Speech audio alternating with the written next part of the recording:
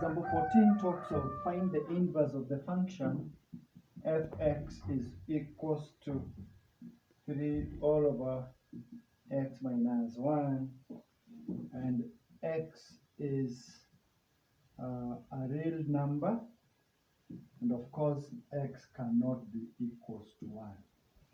The reason why x cannot be equals to 1 is because the denominator is going to be 0, and 3 divided by 0 is undefined.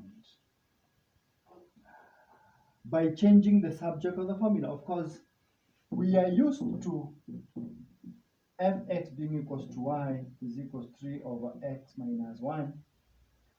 And the very first step of determining the inverse of a function is by the first step is interchange the variables. For example, let y be x and let x be y. So we're going to have x is equals to 3 over y minus 1.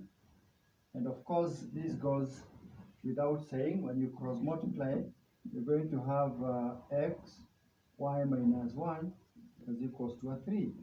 And x, y minus x is equals to a 3.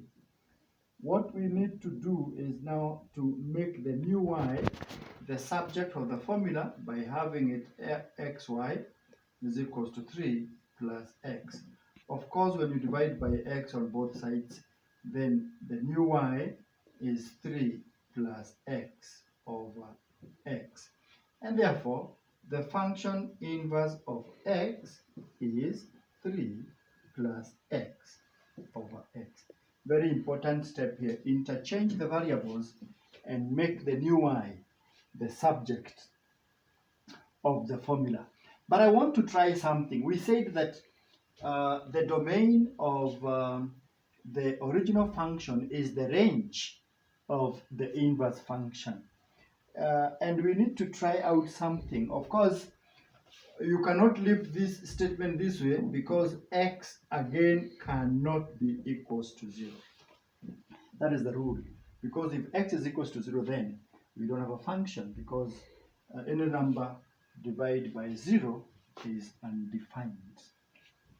Let's first of all take any number like the function of 4. The function of 4 is 3 over 4 minus 1, which is 4 minus 1, which is a 3 over 3, which is 1.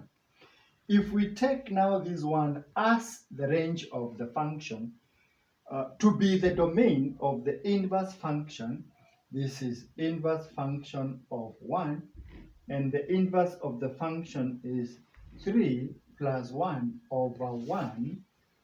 Because of 3 plus x over x, we're going to have 4 over 1, which is a 4. Very clearly, we started with a 4, and we have gone with a 4 upon, we have effected the 4 upon the function f, and we have gotten the range of the function fx to be 1. Using this range as the domain of the inverse, it has taken us back to 4. So this confirms that the inverse of a function is the function that takes back, that gets us to, it maps to the original starting point, because we started with a 4, and you can see we have gone through both functions and we have ended up with a 4.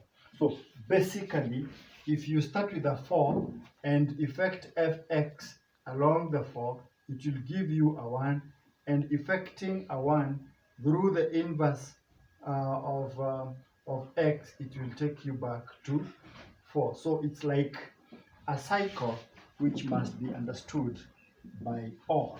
Okay?